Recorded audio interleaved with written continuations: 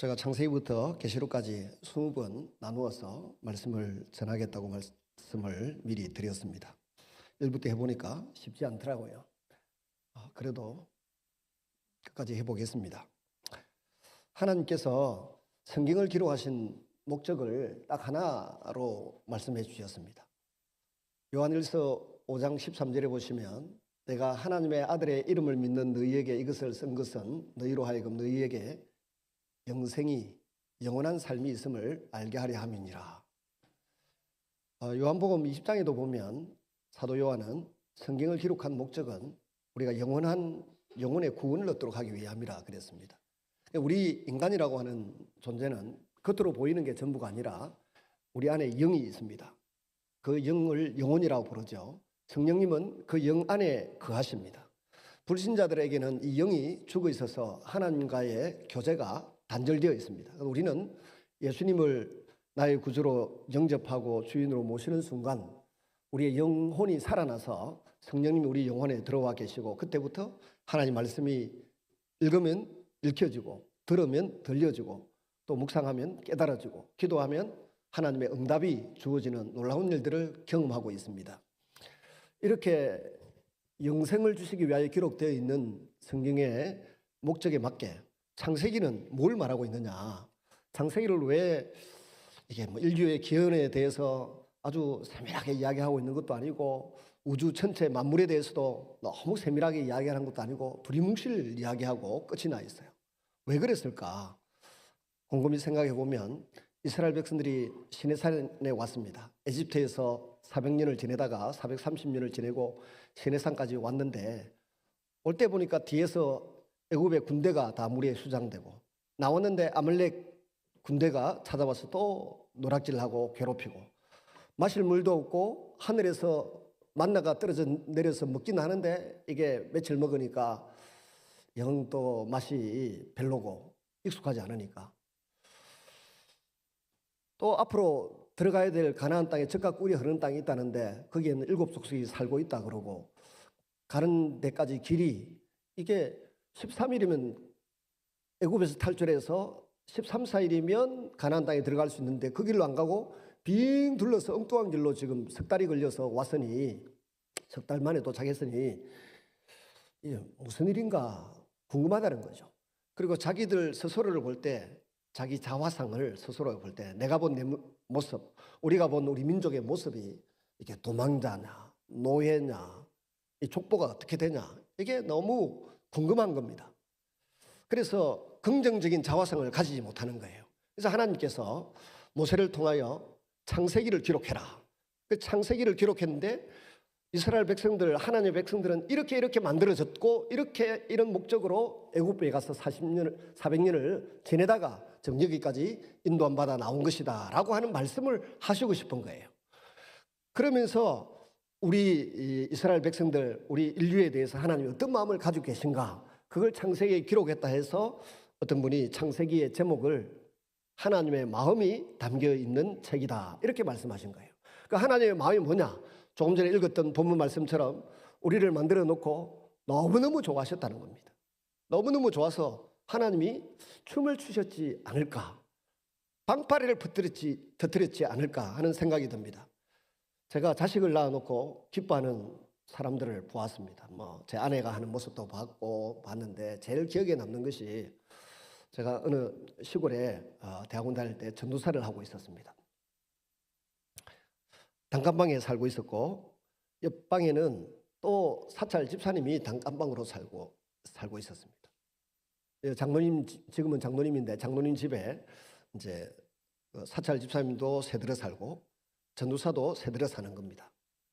근데 어느 날 그 전도사님, 사찰 집사님이, 그 강 집사님이 저한테 이야기를 하더라고요. 목사님, 제가 결혼을 해서 아무것도 없이 고아처럼 자라나가지고 결혼을 했는데 아들 둘, 성환인가 하고 또 성현인가, 그래 두 아들 둘을 딱 방에 단칸방에 눕혀놓고 이렇게 보니까 이 거창 음내가 전부 내 것 같습니다. 그래서 자기가 소리를 질렀대요. 엄네 사람들아, 다 와서 봐라, 우리 성환이 성현이 봐라 소리를 질렀대요. 너무 기분이 좋아가지고. 하나님이 우리를 이 땅에 보내놓으시고 우리를 바라보는 모습이 그렇다는 것입니다. 공부를 잘하고 못하고를 떠나서, 돈을 벌고 벌고를 떠나서, 간직에 있고 없고를 떠나서 우리 한 사람 한 사람을 바라보고 하나님이 그토록 기뻐하시고 좋아하신다는 메시지가 바로 오늘 본문에 나온 것처럼, 하나님이 지으신 그 모든 것을 보시니 보시기에 심히 좋았더라. 우리가 아담 하와가 범죄하고 또 가인이 동생을 죽이고 뭐 막장 드라마가 펼쳐지지 않습니까? 보면 뭐 딸하고 결혼을 해가 모압 암몬 자손이 나오고 아버지의 친물을 드러내고 또 며느리하고 결혼해 뭐 이상해하고 아가 태어나고, 이 창세기의 모든 인간 군상들이 그야말로 타락한 짐승과 같은 모습을 보이고 있습니다. 그럼에도 불구하고 하나님이 그 사람들을 놓치지 않고 붙들고 계속 가시면서 구원하시기를 원하세요. 징계하고 책망하고 벌주기보다 구원의 소망을 주시기 위하여 계속 말씀을 펼쳐나가시는데, 예수님이 오시고 난 이후에 에베소서 2장 8절 9절을 보시면, 너희가 그 은혜를 믿음으로 말미암아 구원을 얻었나니 이것이 너희에게서 난 것이 아니라 하나님의 선물이니 아무도 자랑하지 못할지니라 그랬습니다. 그리고 10절에 가서 2장 10절에 뭐라 그랬습니까? 너희는 하나님의 마스터피스, 걸작품이다. 죄로부터 용서받고 예수 믿는 우리 모든 사람을 가리켜서 사도 바울은 하나님의 마음을 알았습니다. 예수 믿는 너희 모든 사람들은 하나님의 마스터피스, 발음이 시원찮아 죄송합니다만 마스터피스는 걸작품이라는 겁니다. 하나님의 걸작품이기 때문에 그 걸작품으로 만드신 이유가 뭐냐? 딱 하나, 하나님의 선한 일을 하도록 하기 위하여 지으심을 받았느니라. 이 목적으로 우리를 지으셨다는 것입니다. 우리를 구원하셨다는 것입니다. 그러면 이 목적에 걸맞는 삶을 살아가야 되는데, 하나님께서 걸맞는 삶을 살아라고 하시면서 너희는 이 땅 위에 생육하고 번성하여 충만하고 이 땅을 다스리라 그렇게 말씀하셨어요. 그런 특별한 신분과 권한과 능력을 주시고 우리를 종으로 부리시는 것이 아니라 동력자가 되기를 원하셨고 파트너로 삼으셔서 일하기를 원하셨어요. 그런데 사람이 사단의 꼬임에 종종 넘어가가지고 실수를 하듯이 아담과 하와가 사단의 말에 오여 넘어갔어요. 그래서 하나님이 너희들 마음대로 통치하고 지배하고 다스리라고 했는데 하나만 주의해라. 네가 피조물이라는 것을 인정하고 하나님의 지배하에 다스림과 배려 가운데 살면서 딱 한 가지만 손대지 않으면 순종하는 자녀로 친밀한 교제를 나누며 살 수 있다라고 말씀하셨는데, 선악을 알게 하는 동산의 실과는 손대지 마라, 따먹지 말라, 이것만 금기사항으로 여기고 안 건드리면 돼요. 이걸 그런데 뱀의 유혹에 넘어가서, 사단의 유혹에 넘어가서 그 아내 하와가 따먹고 남편에게도 죽어서 재성이 인간의 마음속에 싹트기 시작한 것 아닙니까? 이 재성의 결과가 얼마나 추접하고 극단적인지 창세기에서부터 계속 드러납니다. 오늘날 우리 사회에서도 막 드러나고 있습니다. 재성이 열매를 맺는데 이 재성이 우리 속에 있죠. 이걸 원죄라 그러죠. 우리 몸에는 암 바이러스도 늘 있고 또 감기 바이러스도 늘 있대요. 근데 상황이 좋아지면 그 증상이 드러나지 않습니까? 막 눈물이 나고 콧물이 나고 몸에 열이 나고 오한이 생기듯이 증상이 드러나는데, 그 증상이 이제 자범죄라고 하는 것으로 창세기도 뒤덮고 있고 성경 전반에 뒤덮고 있고, 오늘 우리 사회에서도 남편과 아내 사이에도 부모 자식 간에도 이 원죄의 증상이 막 뒤덮고 있는 것입니다. 열매를 맺고 있는 것이죠. 그런데 우리 하나님께서 이런 죄를 덮어주시기 위하여 범죄한 아담에게 찾아오셔서 아담아 네가 어디 있느냐, 내가 어디 있느냐라고 물었더니 우리가 범죄하여 벗었으므로, 벌거벗었으므로 여기 그늘에 숨었습니다. 나무 이파리 가지고 조금 가리고는 부끄러움을 느껴 숨었습니다라고 말씀하실 때, 하나님이 벌부터 주지 아니하시고 한 생명을 취하여서 양이겠죠. 아마 우리의 상상으로는 양이겠다 싶은데, 짐승을 잡아서 그 부끄러움을 가려주시는 옷을, 가죽옷을 지어 입혀주셨습니다. 그래서 부끄러움을 면하고 대신 누군가는 피를 흘리고 죽었지 않습니까? 그래서 피 흘림이 없은즉 죄사함이 없느니라. 예수님이 우리를 위하여 피 흘리고 죽으신 이유가 거기에 있습니다. 우리의 부끄러움, 스스로 우리의 생각이나 우리의 마음을 들여다보면 부끄러운 게 참 많이 느껴집니다. 그럼에도 불구하고 우리가 뻔뻔하게 하나님을 아버지라 부르고 예수님을 구주라 부르고 서로 밝은 모습으로 대할 수 있는 것은 예수님의 피가 우리의 마음에 당당함을 주시고 용서받은 자의 기쁨과 즐거움을 주시기 때문에 그런 줄로 믿습니다. 냉장고에 음식을 아이들이 마음 놓고 빼먹듯이 우리는 하나님이 우리 아버지시고 우리의 이 세상의 주인이시라는 것을 믿기 때문에 하나님의 것을 관리하고 먹고 마시면서 살아가는 당당한 하나님의 자녀가 된 것입니다. 그리고 주님께서 이제 징계하시는데 그 먼저 가죽옷을 입혀서 덮어 놓으시고 그 다음에 징계하시는데 창세기 3장 15절 아닙니까? 원시 복음이라 그럽니다. 오리지널 가스펠, 최초의 복음. 여자의 후손이 뱀의 머리를 상하게 할 것이고 또 뱀은 여자의 후손의 발꿈치를 상하게 할 것이다.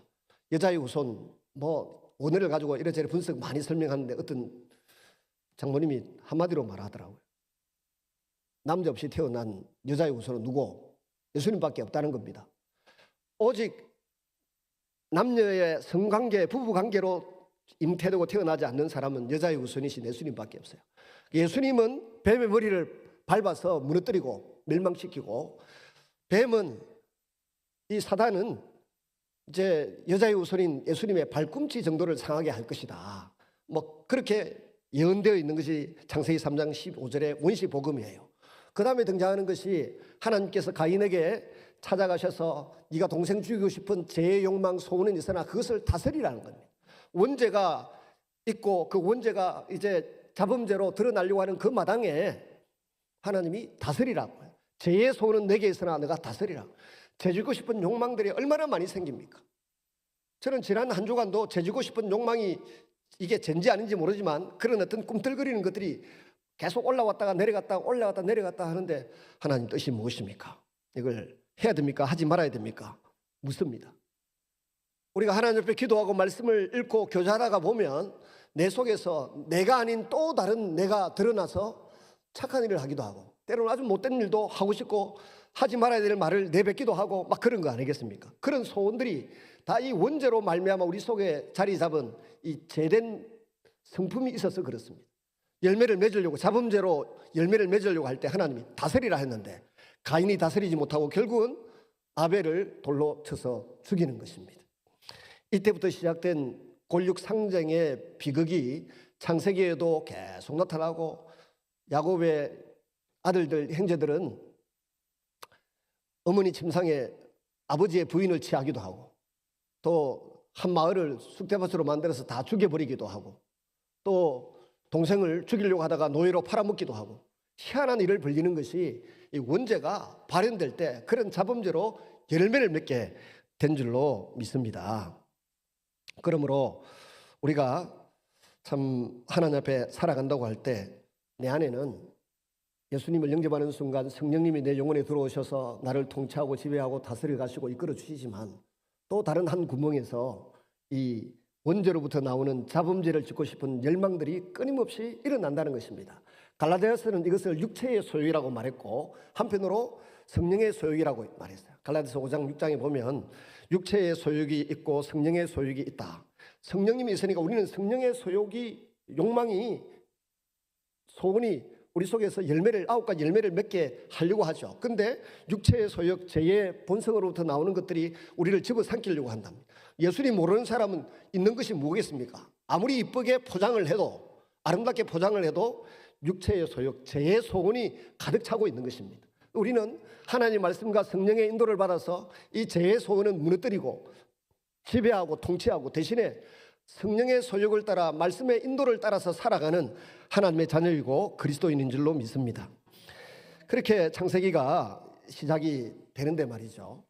이때부터 시작해서 족보가 등장합니다. 족보가 10개가 나옵니다. 그래서 우리가 그 대학에 가거나 또 학위 과정에 들어가면 논문이라고 하는 걸 씁니다. 골격을 세우잖아요. 설교할 때도 서론, 본론, 결론, 서론, 본론 1, 2, 3 결론 이렇게 나오듯이 창세기를 기록하면서 하나님께서 모세에게 영감을 주셨는가 봐요. 그 족보가 10개가 나옵니다.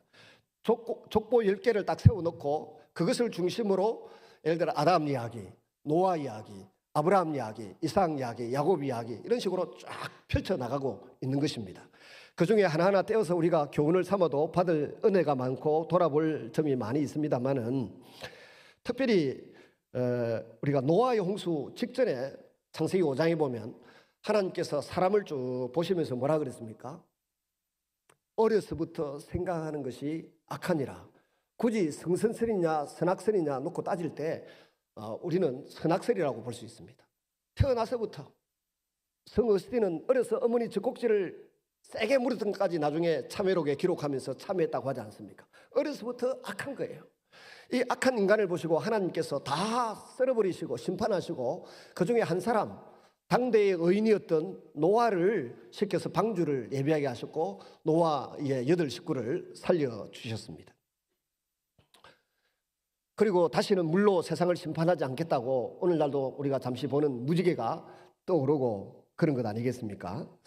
그리고 노아의 후예들이 이제 셈과 함과 야벳, 그리고 그 중에 뭐 백인도 있고 항인도 있고 또 흑인도 있고 그런데 아버지의 허물을 술 취해서 벌벗고 자는 모습을 덮어주지 못했던 함의 후예들은 저주를 받아서 좀 힘들게 살고, 또 셈 족속들이 뭐 그 이스라엘 백성들을 비롯한 우리들은 셈의 후예들인가 뭐 그런데 우리는 뭐 DNA 조사하니까 뭐 욕단의 DNA와 같다든가 뭐 이런 이야기도 나오고 막 그러는데, 하여튼 그 집안에 그 야벳은 주로 백인 계열의 집 분포도가 그렇게 되어 있습니다.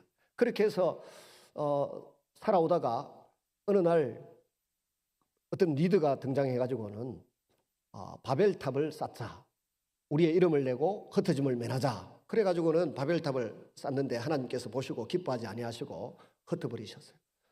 언어가 통하지 않도록 해서 흩어지게 하시고, 하나님의 은혜를 알고 사랑을 아는 사람들이 개인적으로 복음을 하나하나 전해서 그 사람들이 하나님의 백성으로 돌아오기를 기대하는 소망을 가지셨지만, 그 중에 특별히 흩어진 백성 가운데서 아브라함이라고 하는 사람, 아브라함 말고 아브라함이라는 사람을 선택하셔가지고 갈대아 우르에서, 지금의 바그다드 약간 아래쪽에 유프라테스 강, 티그리스 강이 만나고 난 그 아래쪽에 갈대아 우르, 오늘 같으면 세계 문명이 가장 발달되어 있는 지역이에요. 요즘 세계 문화 문명이 가장 발달되어 있는 곳이 예를 들어 맨하탄, 뉴욕이라고 생각합시다. 그 뉴욕과 같이 가장 문화가 발달되어 있는 그곳에서부터 하나님이 아브라함을 찾아가셔가지고 살기 좋고 편하게 지내고 있는 아브라함이 찾아가셔서 내가 지시하는 땅으로 가라 해서 약 930km를 걸어서 유프라테스 강을 따라 930km를 걸어서 터키의 지금 서남부 지역에는 하란 땅으로 도착을 했어요.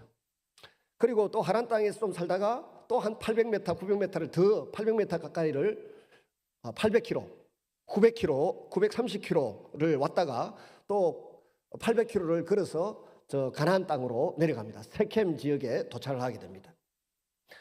이렇게 930km를 왔다가 직선거리입니다. 갈대아우르에서 터키 하란까지 930km. 또 여기에서 800km를 왕의 길을 대로를 따라서 또 세겜 지역까지 이렇게 800km를 내려갔습니다.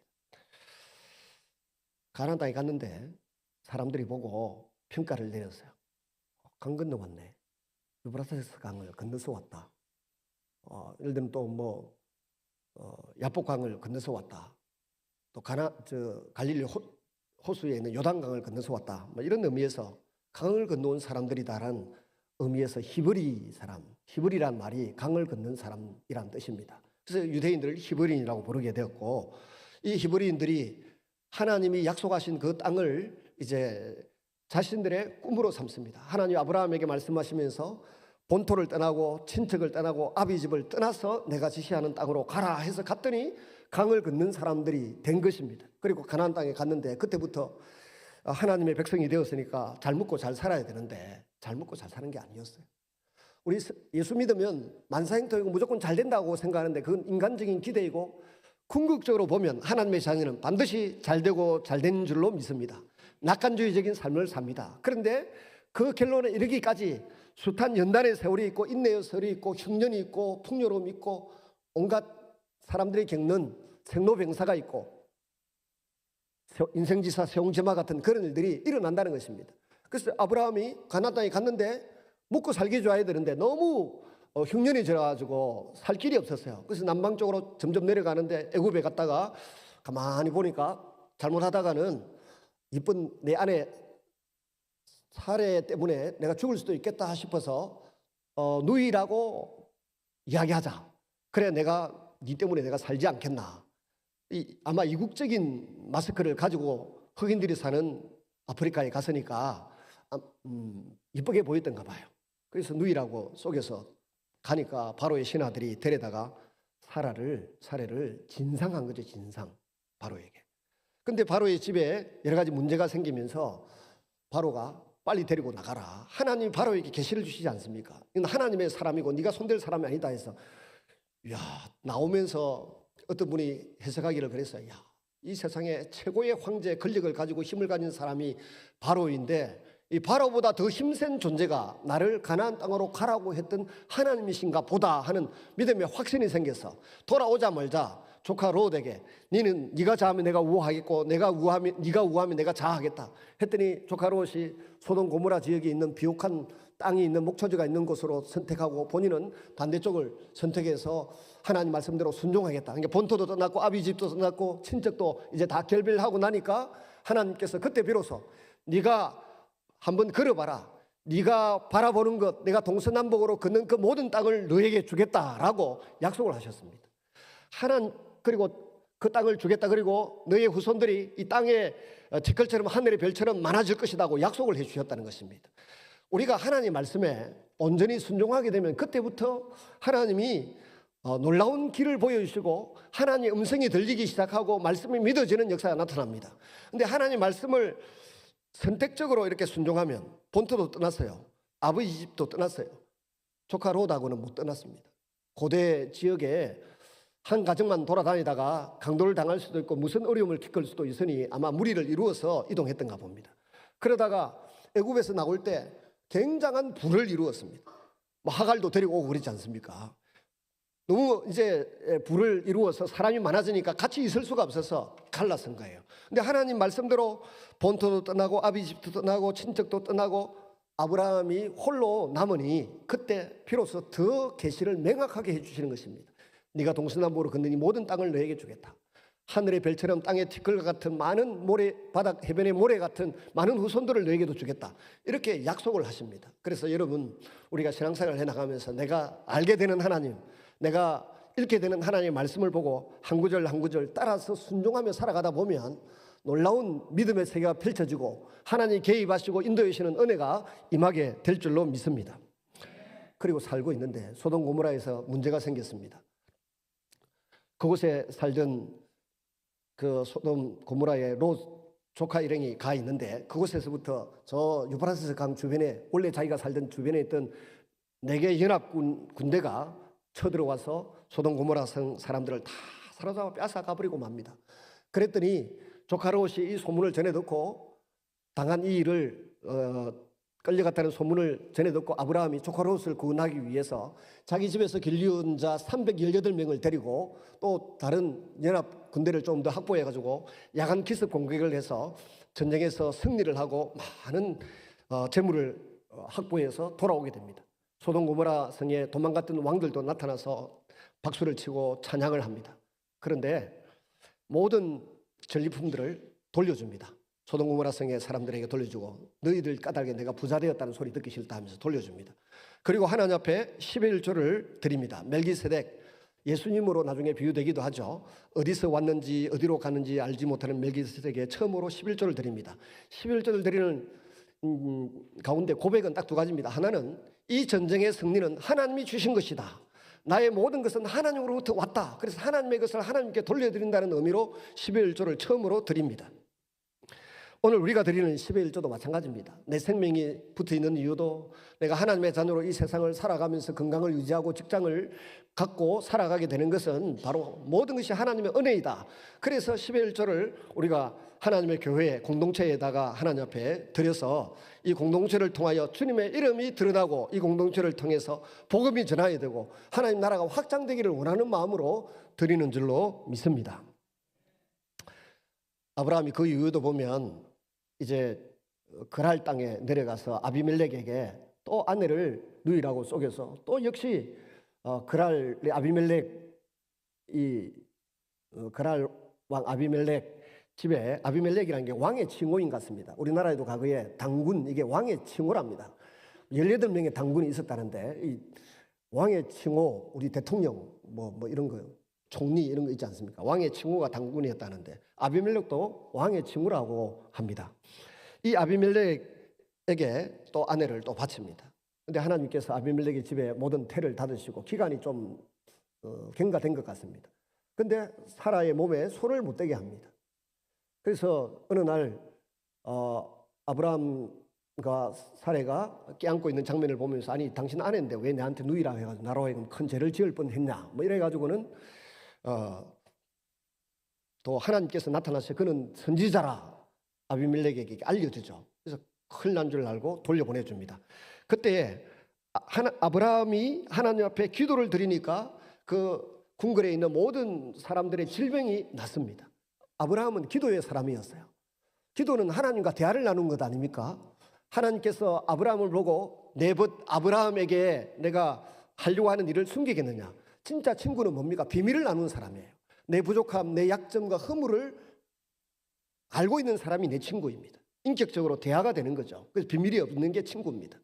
비밀이 있는 사람하고는 뭐 그렇게 친구가 깊이 되기 어렵지 않습니까? 근데 하나님이 아브라함에게 나의 벗이라고 불렀습니다.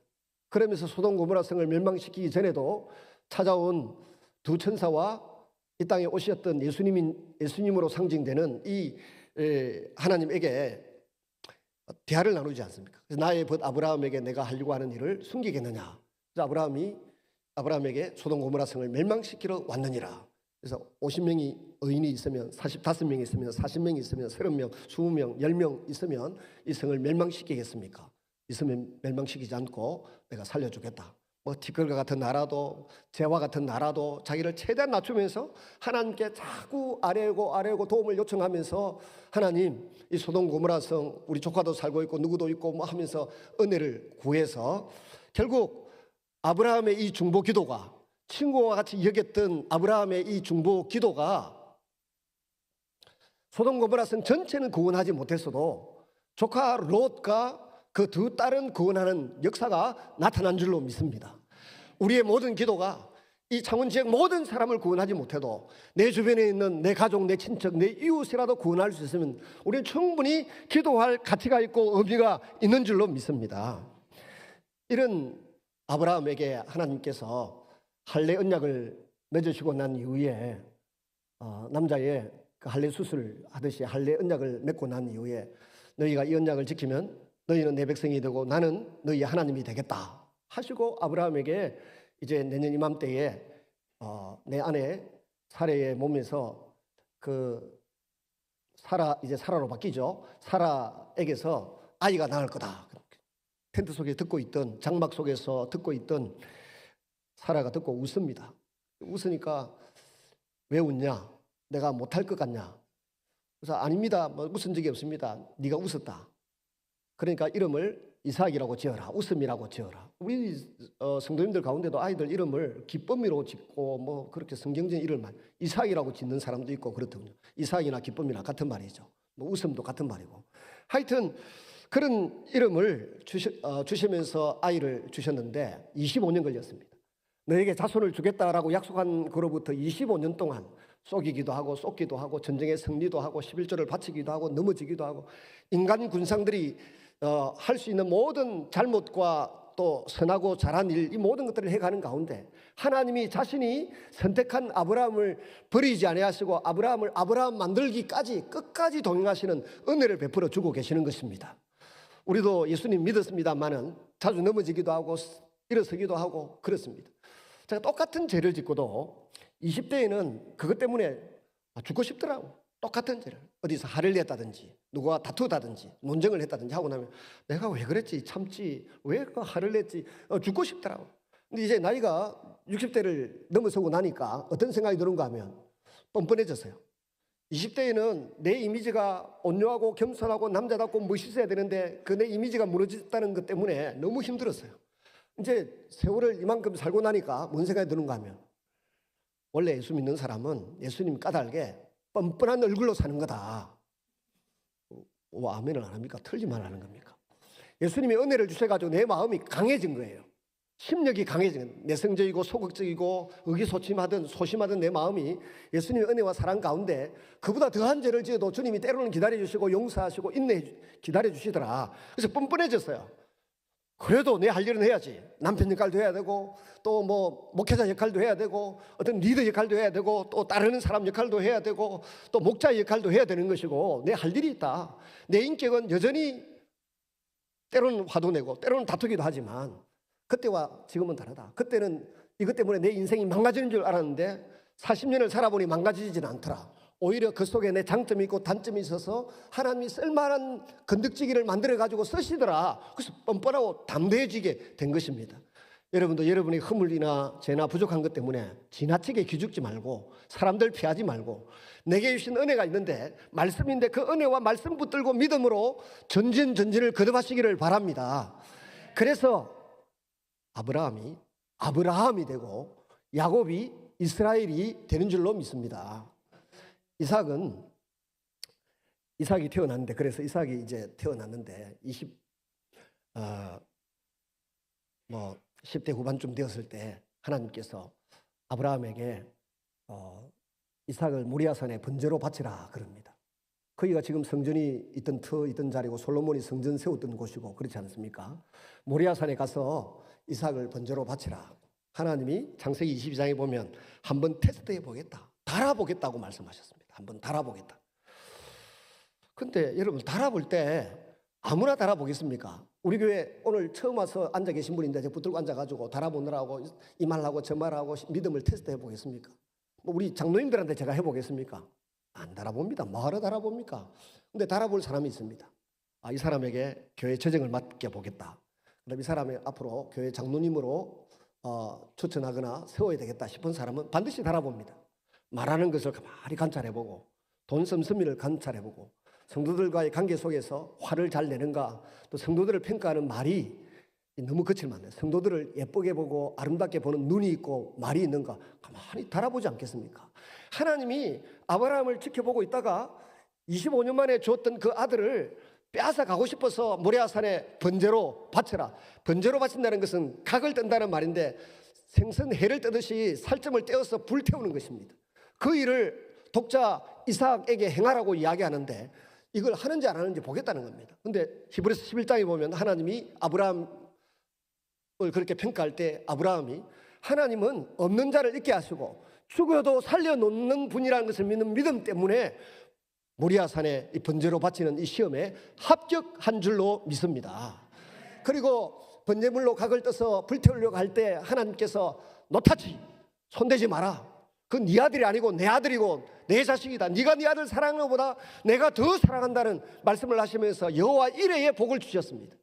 내가 내 아들 내 딸을 사랑하는 것보다 하나님이 더 사랑하시는 줄로 믿으시기를 바랍니다. 그래서 뒤를 돌아보니까 수양 한 마리가 걸려있고 그 수양을 번제로 바쳐서 여호와 이레의 복을 체험을 합니다. 근데 여호와 이레의 복이 그걸로 끝난 게 아닙니다. 그 다음에 주신 말씀이 중요합니다. 이 시험에 네가 합격했으니 이제로부터 너희의 씨로 말미암아, 너희의 씨, 너희 후손이라고 표현하고 한 사람, 너희의 씨 단수를 딱 지칭하면서 너희의 씨로 말미암아 천하 만민이 구원을 얻을 것이고 천하 만민이 복을 받을 것이라고 하는 언약을 강조했어요. 이게 이 씨가 한 사람 단수예요. 씨도 해가지고 뭐 여러 그 복수를 말하는 것이 아니고 한 사람이에요. 여자의 후손도 한 사람이에요. 이 언약을 강조하시면서 이 한 사람으로 말미암아 천하 만민이 구원을 얻을 것이고 대적의 문을 얻을 것이다. 우리 주 예수 그리스도를 가리키시는 줄로 믿습니다. 이 씨를 통해서 우리가 예수님을 나의 구주로 하나님으로 영접하는 귀한 역사가 나타나게 된 줄로 믿습니다. 아브라함의 생애의 의미가 여기에 있었다고 봅니다. 창세기 12장 1절에서 3절에 너로 말미암아 천하 만민이 복을 얻을 것이고 너는 복의 근원이 될 것이다. 제가 재밌는 이야기 하나 하자면, 제가 존경하는 어떤 목사님이 이제 우리 군목 출신이고 선배이시기도 한 분을 제가 군에 어느 교회에 있을 때, 부산의 통합병원에 있을 때 모셔가 설교를 시켰더니 창세기 12장 1절에서 3절에 가지고 설교를 하시더라고. 이분이 정말 그 문학적으로 뛰어나요. 그래서 글이나 이런 게 설교문을 보면 굉장히 그 수필적이고 아주 재밌는데 깔끔하게 하시더라고. 설교하는 중에 그래요. 자기는 죽으라고 준비해가지고 설교를 하고 주일 오후에 저녁에 마치고 집으로 돌아갈 때 사모님에게 오늘 내 설교 어땠어? 이렇게 물으면 그때 설교라고 했어요. 그런다는 거야. 물을 때마다 그런다는 거야. 그래서 목사님 열받아가지고 하루는 기도를 깊이 했대. 하나님 어쩌면 좋습니까? 우리 내 아내만큼도 이렇게 은혜를 못 받는 설교를 계속 하는데 내가 목사의 자격이 있습니까? 막 이러니까 하나님이 대답을 하시더래. 뭐라고 대답을 하시는가 하면 야, 이 바보야, 뭐하러 묻노? 안 물으면 되지. 그 뒤부터 안 물었대. 저도 안 물으려고요. 물어보면 자꾸. 근데 그분의 그때 그 설교의 요지가 이거였어요. 말을 긍정적으로 해라. 우리는 복받은 사람이고 복에 거는 너를 축복하는 자에게 복을 내리고 너를 저주하는 자에게 저주한다. 저를 축복하면 그 복을 누가 받는다고? 여러분이 받고, 저를 저주하면 그 저주를 누가 받는다고? 여러분이 받는다는 거예요. 여러분이 복을 받고 싶으면 저를 축복하시기 바랍니다. 그게 창세기 12장 1절에서 3절까지의 요지라면서 말하고 물어가지고 잘못했다는 소리 듣냐. 그 유명한 이야기입니다. 이삭은 그 족보를 잘 이어가는데 한 해에 농사지음으로 100배의 소출을 얻었다. 하나님의 자녀로 남달리 세상이 망해갈 때도 남달리 우리 성도들은 그런 은혜를 사모할 필요가 있어요. 온통 다 사업이 안 돼도 우리 믿는 자의 가정은 사업터는 지키시고 복 주시는 은혜를 누릴 수 있기를 바랍니다. 그리고 야곱의 생애로 넘어가서 보면 야곱이 이스라엘 되기까지 하나님 붙들고 놓지 아니하십니다. 이삭이 두 아들을 얻었는데 복중에 있을 때부터 하나님이 야곱은 선택하시고 에서는 포기하셨지 않습니까? 그런데 야곱이 그 복을 찾아가는 과정이 보면 너무 인간적이고 비도덕적이에요. 팥죽 한 그릇으로 장작권을 빼앗고 또 아버지가 큰아들 축복 기도하겠다는데 염소틀로 엄마가 시키긴 했지만 온몸을 해가지고 에서의 모양새로 해서 복을 축복 기도를 받는 것을 가로채고 그래가지고서는 급히 도망을 가다가 베델에서 하나님을 만나게 되었습니다. 제가 제일 좋아하는 말씀 중에 한 구절이 그 말씀인데 네가 이 땅을 내게 허락한 것을 다 이루기까지 내가 결코 너를 떠나지 않겠다. 군대 가는 아이들, 유학 가는 아이들, 외국 가는 사람들에게 늘 제가 이 말씀 소개합니다. 창세기 28장 15절인가 그렇죠. 내가 너에게 허락한 모든 것을 이루기까지 결코 너를 떠나지 않겠다. 20년 동안 야곱이 그 바단 아람의 삼촌 집에서 처갓집에서 얼마나 고생을 합니까? 그리고 하나님이 돌아가라 해서 돌아오는 중에 야복 강나루에서 하나님을 만나게 됩니다. 야곱은 형 에서에게 맞아 죽을까 봐 걱정이 돼가지고 오면서 기도하고 또 기도하고 하나님의 군대가 나타나서 보호해주고 또 애삼촌 라반이 장인어른 라반이 쫓아와서 하나님이 너를 선악간에 해치지 말라고 했다는 말씀을 들음에도 마음이 두근반 세근반 불안하고 걱정이 되는 겁니다. 인간인지라 어쩔 수 없어요. 기도의 응답을 받았어요. 천사가 나타나서 보여주었어요. 애삼촌이 쫓아와가지고 하나님이 너 건드리지 말라 그랬다. 그래서 돌무더기 쌓고 화친하고 헤어졌습니다. 그래도 형한테 죽을 것 같아가지고 때를 두 태로 나누고 또 보면 뭐 첩에 자식들하고 이렇게 또 나누어가지고 안전하게 잔머리 굴릴 수 있는 데까지 다 굴려요. 네 부류로 나눠가지고 움직이게 하고 자기는 제일 뒤에 따라가다가 야복 강나루에서 또 불안하니까 열심히 기도하고 있는데 하나님이 찾아오셨습니다. 대부분의 학자들은 그냥 하나님 하기도 하는데 저는 예수님이라고 생각합니다. 예수님, 성자 하나님 예수님이 육신으로 찾아오셔가지고 시비를 걸고 시름을 걸었어요. 시름 걸다가 네 그 고집 갖고 안 되겠다 하면서 한도표를 탁 치고 가시려고 하니까 야곱이 딱 붙들고는 나를 복 주시고 축복하시고 가십시오. 그랬더니 예수님이 하시는 말씀이 하나님과 사람으로 더불어 겨루어 이긴 사람 야곱을 이스라엘이라는 이름으로 바꾸어 주시는 것입니다. 그리고 더 놀라운 것은 창세기 35장 이하에 쭉 넘어가면 36장에 가서 바단 아람에서 돌아온 시기를 언제로 하는가 하면 베델에서 서원기도 드렸던 그때를 염두에 두고 베델에 다시 돌아가니까 하나님이 야곱이 바단 아람에서 돌아왔다라고 말합니다. 에서를 만나고 해서 가나안 땅에 들어왔지만 돌아왔다라고 말하지 않고 자기가 하나님 앞에 돌베개 베었던 이곳 나를 무사히 돌아오게 하시면 이게 성전의 기둥이 될 것이고 돌아오면 11조를 드릴 것이고 또 뭐 이런 서원했던 그 자리에 돌아와서 하나님 앞에 제단을 쌓았을 그때 비로소 돌아왔다. 우리가 하나님 앞에 선다고 하는 것은 성경 말씀을 읽고 듣고 깨달은 마음으로 하나님과 약속을 지킬 때 하나님께로 돌아오고 바로 선 줄로 믿으시기를 바랍니다. 물리적으로 몸만 교회당에 앉아 있다고 해서 내가 하나님 앞에 있는 것이 아니고 하나님의 언약을 받고 그 언약을 따라 살아가기 위하여 결단하고 그걸 순종으로 나타낼 때, 신앙 고백으로 나타낼 때 비로소 하나님 앞에 서 있는 것이 될 것입니다. 만약에 세겜에서 그 형제들이 레위와 시몬이 그 할례를 빙자해서 디나에 복수하느라고 세겜성을 다 몰살시켜버리는 일을 저질러서 위험에 내가 사면초가의 위기에 빠졌다라고 하는 의식이 없었으면 베들로 안 갔을 사람이에요. 언약을 안 지키면, 약속을 안 지키면 위기에 빠지는 것입니다. 그래서 하나님이 우리의 영혼을 깨끗하게 아름답게 만들기 위해서 우리에게 붙어있는 죄의 문지, 덕지덕지 붙어있는 잘못된 것을 털어내기 위해서 때로는 고난과 역경, 위기를 허락하시는 줄로 생각이 됩니다. 그러면 우리는 하나님 앞에 위기나 고난의 자리에 빠져들기 전에 빨리 정신 차리고 하나님과 약속을 지키기 위해서 애쓰고 노력하는 사람이 되어야 됩니다. 그 다음에 누가 말했듯이 이제 야곱의 12아들 가운데 유다가 가나안 원주민들하고 막 사귀면서 그 며느리와 동침해서 또 아들을 낳게 되고 하는 이상한 막장 드라마가 펼쳐지지 않습니까? 근데 더 큰 막장 드라마가 야곱의 품에서 일어났습니다. 장자 르우벤이 스모에게 들어가서 야곱의 예를 들어 첩에게 들어가서 관계를 맺음으로 완전히 그 복에서 배제되죠.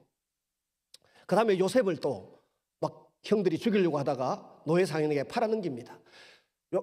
요셉이 10대를 그곳에서 애굽 땅에서 노예로 살고 감옥 속에서 살면서 지내다가 나중에 형들이 내려왔을 때 그 형들이 변화되었는가 변화되지 않는가를 살펴봅니다. 여러 가지 시험을 통해서 뭐 은잔의 시험도 하고 이렇게 하다가 결국은 재 많고 한 많았던 이 유다가 자기를 희생해서 동생 베냐민을 아버지에게 돌려보내야 됩니다. 내가 볼모로 사로잡히고 죽는 것이 낫습니다. 우리 아버지 큰일 납니다. 동생 베냐민 돌려보내야 됩니다 할 때 이 요셉이 눈물을 흘리고 대성통곡하면서 고백합니다. 나는 당신들이 팔았던 동생 요셉입니다. 그리고 나를 팔았으므로 한탄하지 마시고 슬퍼하지 마십시오. 큰 구원을 이루기 위하여 나를 당신들보다 앞서 이곳에 보내신 하나님의 섭리와 계획이 있었습니다. 그렇게 말합니다. 그리고 야곱이 내려옵니다. 하나님이 야곱의 그동안 수십 년 동안 한마디도 안 하시다가 결정적인 순간에 나타나셔서 말씀을 주십니다. 두려워하지 말고 애굽으로 내려가라. 네 아들 요셉이 살았느니라. 이 말씀 듣고 아들들의 말도 믿고 가야 되겠지만은 하나님이 직접 꿈에 나타나셔가지고 말씀을 주시니까 애굽에 내려갑니다. 70명이 내려갔습니다. 요셉의 아들들까지 포함해가지고 70명이 들어갔습니다. 70명이 들어갔는데 이것이 이제 애굽에 들어가 살게 되는 시작 첫걸음입니다. 요셉은 애굽에 들어가는 첫 발을 그곳에서 내비뎠죠. 그런데 그 이전에 왜 애굽에 들어가야만 했던가를 아브라함에게 창세기 15장에서 햇불 언약 때에 보여주셨습니다. 다메섹 사람 엘리에셀을 내 집에 상속자로 삼겠습니다. 후사로 삼겠습니다 했더니 하나님께서 아니다. 기다리라. 네 몸에서 태어날 적자가 있는데 그가 하늘의 별과 같이 해변의 모래같이 이 땅의 티끌과 같이 많은 자식을 나중에 낳게 될 조상으로 태어날 거다. 어떻게 알 수 있습니까? 했더니 하나님께서 그때 햇불 언약을 맺으면서 이런 말씀을 하셨죠.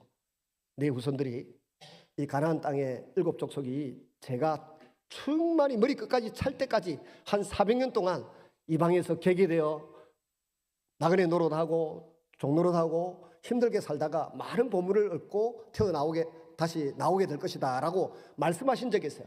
이 말씀 때문에 이스라엘 백성들에게 저는 창세기를 기록해서 너희들이 들어간 이유는 이것이다. 그리고 요셉이 첫걸음을 애굽 땅에 밟게 된 이유도 이것이다 라고 설명하시고 70명이 들어갔어요. 그리고 야곱이 거기에서 태어나서 제가 제일 마음에 두고 생각하는 말씀이 창세기 48장 15절인데 야곱이 바로를 축복하면서 이렇게 말했어요. 출생 때부터 지금까지 나를 기르신 하나님. 지금 야곱이 죽기 직전입니다. 바로에게 축복하면서 바로가 아니고 요셉의 두 아들 므낫세와 에브라임을 손을 이렇게 축복 기도를 해주면서 이렇게 이야기를 했어요. 출생 때부터 지금까지 나를 기르신 하나님, 키가 컸다는 말입니까? 잘 먹고 잘 살았다는 말입니까? 하나님과의 관계 속에서 영이 자라고 하나님의 사람으로 양육되어 가는 가정이 태어나서부터 지금까지 계속되었다는 것입니다. 130년 이상이나 그의 속사람이 강해지고 믿음이 순결해지고 하나님의 꿈과 비전을 이해하게 되는 데까지 계속 나를 기르시고 키워오신 하나님이 에브라임에게 또 므낫세에게 복 주시기를 원하노라 하면서 축복 기도를 해주고 있습니다. 여러분, 우리의 생애는 끊임없이 성장하고 자라가야 되는 줄로 믿습니다. 목사라고 해서 다 자란 것입니까? 아닙니다. 죽고 난 이후에도 75세가 된 목사님이 조배우 박사님에게 미국에서부터 공부하러 왔더라고. 가평까지. 69세 된 목사님이 주종준인가 하는 목사님이 대전에서부터 가평까지 왔더라고. 우리 같은 방에 잠을 자는데 제가 물었어요. 목사님 69세에 뭐하러 왔습니까? 75세에 뭐하러 왔습니까? 하나님 말씀은 이 나이가 되어도 더 알고 싶고 더 배우고 싶고 더 공부하고 싶은 것이 하나님의 말씀입니다. 목사님도 한번 세월이 지나가면 깨닫게 될 겁니다. 그렇게 이야기하더라고요. 여러분, 하나님 말씀을 배우고 익히고 또 묵상하고 또 배우고 익히면 우리가 믿음이 자라가고 인격이 자라가고 하나님을 아는 지식에서 더 자라가게 될 줄로 믿습니다. 그날을 바라보면서 야곱이 나중에 12아들을 불러놓고 다 축복 기도를 해줍니다. 축복 기도하는 내용을 하나하나 보세요. 로벤 침상에 자기 아내를 건드렸다고 해서 아예 저주만 냅다 끌어붓습니다. 그리고 선하게 살았던 유다가 중간에 잘못된 삶을 살았지만 나중에 요셉 앞에서 했던 그 신앙 고백, 그걸 보고는 얼마나 축복을 해줍니까? 치리자의 지팡이가 통치자의 홀이 유다로 말미암아 끊임없이 나올 거다. 그 통치자의 홀 지팡이가 뭡니까? 예수님을 가리키는 것입니다. 이스라엘에 41명의 임금이 있어도 왕다운 왕이 없었는데 정말 만왕의 왕, 망중의 왕이신 예수님이 올 것을 기다리면서 치리자의 지팡이, 통치자의 막대기가 끊이지 않을 것이다.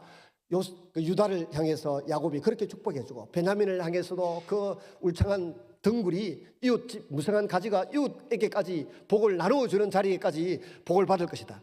우리 똑바로 살아야 됩니다. 똑바로 예배하고 똑바로 남을 섬기고 격려하고 복을 빌어주고 살면 야곱이 그 자녀들을 위하여 축복 기도하고 예언 기도를 하는 것처럼 우리 모두도 서로에게 예언 기도하고 축복 기도를 할 수 있습니다. 그런데 어중간하게 살면 어중간하게 사는 그것만 지적합니다. 그것만 가지고 기도합니다. 그래서 우리 모두가 하나님 앞에 영적이고 고상한 복을 사모하면서 살아가게 되면 천국의 복을 누릴 뿐만 아니라 예수님을 닮게도 되고 하나님 주신 은혜와 능력으로 더 힘있는 삶을 살아가게, 영향력 있는 삶을 살아가게 될 줄로 믿습니다. 그 창세기를 통해서 보여주는 하나님의 마음은 사랑으로 시작하신 하나님이세요. 우리 존재는 하나님의 사랑의 결과입니다. 또 하나님 앞에 죄를 짓고 떠난 사람들을 하나님 포기하지 아니하시고 찾아가시는 하나님이십니다. 찾으시고 경고하시고 또 입히시고 다시 부르십니다. 한 사람 노아를 통해서, 아브라함을 통해서, 또 유다를 통해서, 또 요셉을 통해서 구원하시기를 기뻐하시는 하나님이십니다. 마지막까지 회복을 이루시고 미래의 소망을 잃지 않도록 이끌어주시는 하나님의 사랑입니다. 이 말씀을 듣고 시내산에 모였던 이스라엘 백성들은 굉장히 용기를 내고 힘을 내고 자존감을 회복하고 긍정적인 자화상을 가지게 된 줄로 믿습니다. 같이 기도하십시다. 자비로우신 아버지 하나님, 오늘 이 아침에도 우리를 불러내셔서 함께 하나님의 마음을 살펴볼 수 있는 은혜와 기회를 주신 것을 감사합니다. 언약의 고리를 통해서 이스라엘 백성들 온 인류를 이끌어 가시는 하나님, 저희들을 하나님의 자녀로 삼아주신 것을 감사합니다. 우리를 향하신 하나님의 극진하시고 풍성하신 사랑을 깨달아 알고 믿음으로 나아가는 저희가 되게 하여 주시옵소서. 우리가 실패하고 넘어지고 범죄했다고 해서 버리지 아니하시고 오히려 가다듬으시고 쓰다듬으셔서 또 주물러서라도 새로운 사람으로 아브라함을 아브라함으로 야곱을 이스라엘로 빚어 만들어 가시는 그 하나님의 사랑이 저희에게도 함께 하심을 믿습니다. 그 은혜 가운데 살아가는 저희가 되게 하여 주옵소서. 예수님 이름으로 기도드리옵나이다. 아멘. 563장 찬양.